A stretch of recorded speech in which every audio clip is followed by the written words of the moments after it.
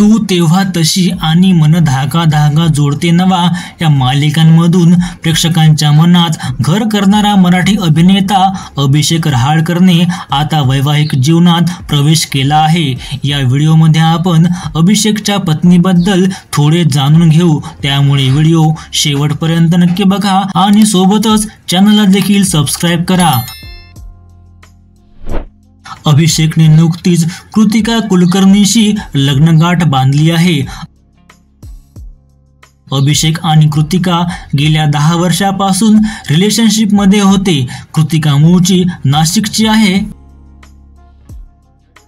तिने पुण्यातून मानसशास्त्र विषयात शिक्षण पूर्ण केलं असून सध्या काउन्सिलिंग क्षेत्रात काम करते। दीर्घकाळाच्या या नात्याला आता अधिकृत स्वरूप मिळालं असून त्यांनी आयुष्याच्या नव्या टप्प्याला सुरुवात केली आहे। या नवविवाहित जोडप्याला त्यांच्या नवीन आयुष्यासाठी खूप खूप शुभेच्छा।